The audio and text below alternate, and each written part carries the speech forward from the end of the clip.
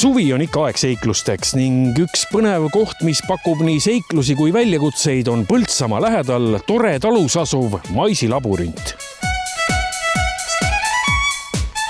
Ja meil on nüüd 15. laborint sel aastal ja põllu peal siis nagu see pilt, see on siis, see on sõdivad metslased pildi peal ja me siis mõtiskleme selle üle, et kui maailm muutub ja kõik areneb kiiresti ja et kas see sõjad ja konfliktid ja et selles suhtes nagu ei muutu midagi maailmas.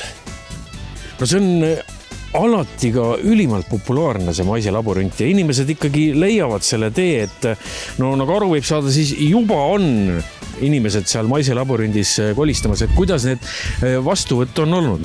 Ja esimesed inimesed tulid meil eile juba, alustasime siis hooaega ja tagasiside on umbes selline, et pidi natuke keerulisem olema kui eelmistel aastatel, et tasub natuke kannatust vaadata ja aega. Ega seal laborindis vist on ju ka see, et ega see ei olegi lihtsalt läbikäimine, seal tuleb ikka lahendada ka natukene.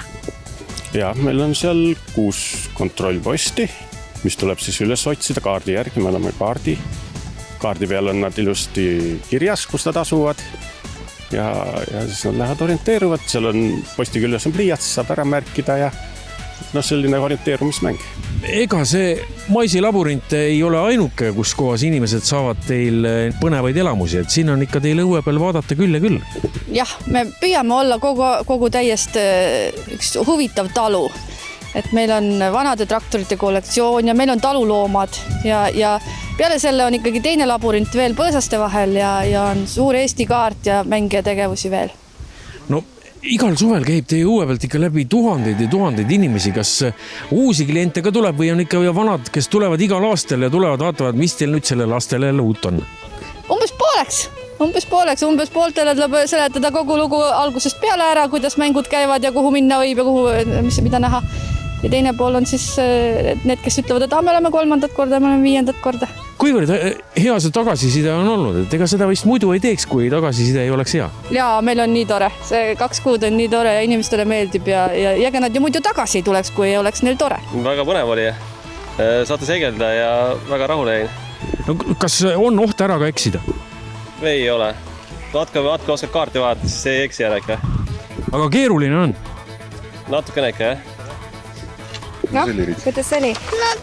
Meil on päris raske igal punktis pidi seisma ja nüüd saame kommi selle tänu sellele. Iga värvi saime, kõik olid erinevad punktid ja siis saime siia ikkagi lõpuks kõik kokku. Kas on keeruline? Alguses oli vist ütlesid siin kuulda, et mõnedest eelmise aastast oli natuke keerulisem, aga meie olime esimest aastat, siis ikka ära teha oli väga hea. No olgem ausad, ega meie vist ei ole kõige paremad orienteerujad, sest meie leidsime siit maisipõllu pealt üles vaid paar kontrollpunkti, kuid siin mõned inimesed tulid, kes olid terve põllu läbi käinud ja neil läks aega selleks kuskil 1,5 tundi.